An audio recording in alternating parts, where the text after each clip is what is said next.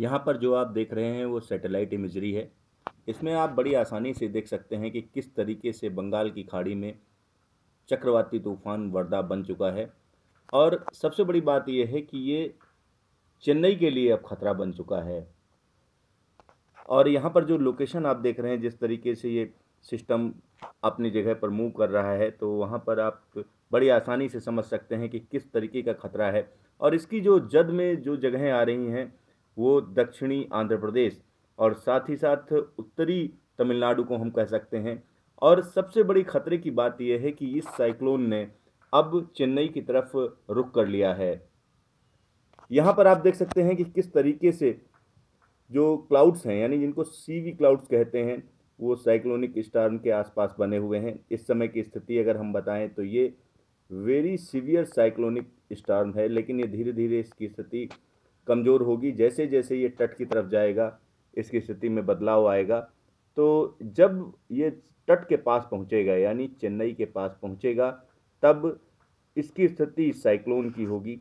इस समय की अगर हम बात करें तो इस समय जो लोकेशन है जहां पर ये आपको दिखाई दे रहा है, यहाँ से सीधा चेन्नई की तरफ जा रहा है।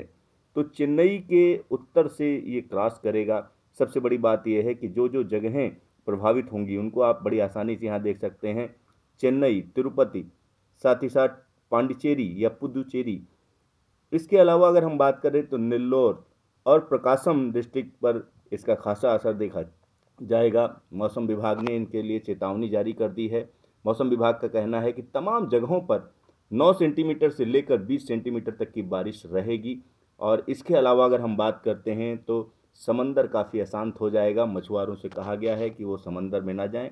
यहाँ देखिए ये किस तरीके से आगे बढ़ेगा, उसको यहाँ पर दिखाया गया है। और दूसरी जगहों की अगर हम बात करें तो बड़ी आसानी से आप देख सकते हैं। और ये इस समय कोन ऑफ एक्टिविटी, यानी जो एक्टिविटी चल रही है, तो इस समय की अगर स्थिति देखें तो येलो कलर का जो आपको नज़र आ रहा है वो इलाका वेरी सीवियर साइक्लोनिक स्टॉर्म यानी इस समय की स्थिति है।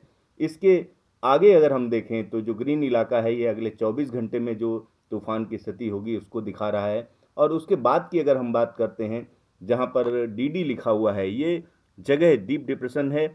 लेकिन जब ये तूफान समंदर के किनारे पहुंचेगा तो इसकी स्पीड पहले धीमी होगी, फिर बढ़ जाएगी। और ये जब चेन्नई कोस्ट के पास पहुंचेगा तो चेन्नई में अच्छी खासा हम कह सकते हैं कि बारिश देगा। साथ ही साथ वहां पर ऐसा भी हो सकता है कि कई इलाकों में तेज हवाओं की वजह से नुकसान पहुंचे। इसलिए प्रशासन को अलर्ट रहने को कहा गया है।